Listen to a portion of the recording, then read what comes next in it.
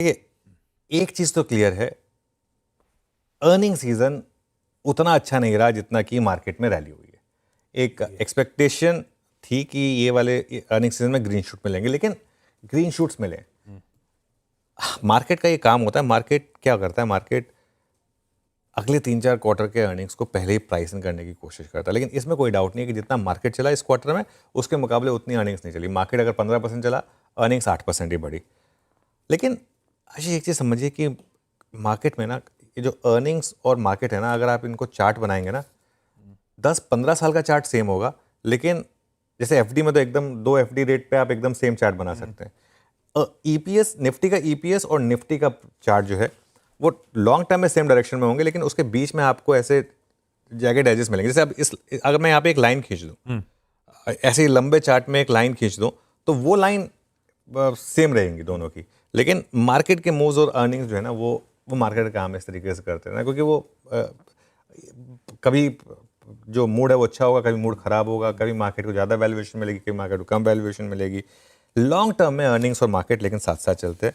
अच्छा, एक चीज़ है, मैं पढ़ रहा था एस इक्विटी का डेटा, इस तिमाही में ऑपरेशनल परफॉर्मेंस अच्छी रही है। अगर आप पिछले 2 से 3 तिमाही के मुकाबले कंपेयर करेंगे तो अच्छी रही है। निफ्टी की टॉप लाइन ग्रोथ जो है वो करीब करीब 6% रही है, और प्रॉफिट ग्रोथ भी करीब करीब 6% रही है। अब इसमें आप समझ लीजिए, इसमें कुछ ऐसी कंपनियां हैं जैसे कि इटर्नल है या जियो है, जो नई कंपनियां आई हैं, जो जिनके अभी कोई अर्निंग्स में कोई बहुत ज़्यादा मोमेंटम नहीं है, तो उसकी वजह से एक ओवरऑल अर्निंग्स पर ड्रैग पड़ता है। आईटी की अर्निंग्स सबसे अच्छी रही थी। अच्छा, ये एक और मेरा मानना है कि यहाँ से मार्केट में थोड़ा आईटी पर भी आप फोकस कर सकते हैं, क्योंकि नंबर्स उतने ख़राब नहीं थे, प्लस अब यूएस में भी वो जो रिसेशन का डर है वो धीरे धीरे ख़त्म हो रहा है, जो आपको नैस्डैक का परफॉर्मेंस भी बता रहा है। तो ये एक और फैक्टर इस पर आप फोकस कर सकते हैं। और ओवरऑल इस अर्निंग सीजन ने एक उम्मीद जरूर जगाई है आगे जाते हुए। 2-3 चीज़ें होंगी। सबसे पहले तो बेस इफेक्ट, आपके अर्निंग्स का जो बेस है वो अब फेवरेबल होना शुरू हो जाएगा। दूसरा, आगे 2 से 3 तिमाहियों में आपको इम्पैक्ट दिखेगा टैक्स कट का, वो आरबीआई के रेट कट्स का, और स्ट्रॉन्ग मॉनसून का, जो लगातार हम बात कर रहे हैं कि एक पोटेंट कॉम्बिनेशन मार्केट को मिलने वाला है। और अगले कुछ समय तक बिहार में जाके इलेक्शन होंगे, उसमें भी टाइम है। अगले कुछ समय तक कोई मेजर स्टेट इलेक्शन भी नहीं है, जिसकी वजह से हमने काफ़ी पॉलिसी पैरालिसिस भी देखे थे। मतलब इन टर्म्स ऑफ वो केपेक्स पे जो खर्च था वो कम हो गया था, तो केपेक्स पे भी हो सकता है होपफुली खर्चा होगा।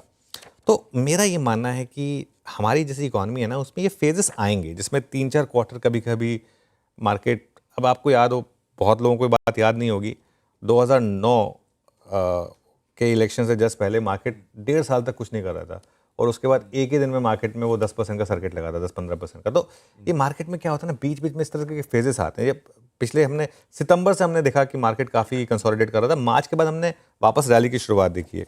तो अगर आप भारत जैसी बढ़ती इकॉनमी में अपना लॉन्ग टर्म का व्यू बुलिश रखेंगे, और अगर 10-15 साल का व्यू लेकर चलेंगे, तो आपको 10 से 12% की कंपाउंडिंग आराम से मिल जाएगी। वो कहीं नहीं जा रही है।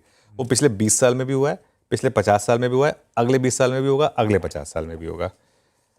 अब बात करते हैं ट्रेडिंग की, क्योंकि हमारा सारा मसला आ जाता है ट्रेडिंग का। और यहाँ पर मुझे लगता है कि दिक्कत होती है, क्योंकि हर कोई जो है ना, टॉप या बॉटम पकड़ना चाहता है। हम एक रेंज की बात करते हैं, हम एक स्पेसिफिक चीज़ों की बात करते हैं, उसके अंदर आपको 60, 70, 80, 100 पॉइंट, 200 पॉइंट जैसी आपकी श्रद्धा हो वो आपको पकड़ने होते हैं बेसिकली। कल भी देखिए, अब मार्केट ने आपको 2 स्विंग दी। अब जरूरी नहीं है कि वो आपको दोनों बिल्कुल टॉप या बॉटम पे पकड़नी थी, लेकिन एक बार अगर मार्केट ने वो मूव देने शुरू करे, उसमें अगर आप पार्टिसिपेट करते विद प्रॉपर स्टॉप लॉस, तो ठीक ठाक पैसा फिर भी बन जाता। तो ये एक मेरा व्यू है। अब इंट्राडे में कल 225-230 पॉइंट की स्विंग थी। जरूरी नहीं है कि आप हर 100 पॉइंट पकड़े ना, 60-70 पॉइंट भी एक्सपायरी वाले दिन अगर आप पकड़ ले तो ठीक ठाक मूवीज है। जिनको ये चीज़ समझ में आती है वो ये बात समझते हैं और वो करते भी हैं। बाकी जिसने नहीं समझनी, उसने तो फिर ट्रोल ही करना है, तो उसको तो कुछ नहीं कर सकते। लेकिन मेरा ये व्यू रहेगा कि आप जो है ना, थोड़ा सा इस मार्केट में अपना व्यू वेल्थ क्रिएशन का रखें, लेकिन ट्रेडिंग में अभी भी मैं ये कहूँगा कि जब तक 20 डे इंटैक्ट है, मार्केट का टेक्सचर पॉजिटिव है। लीजिए भाई।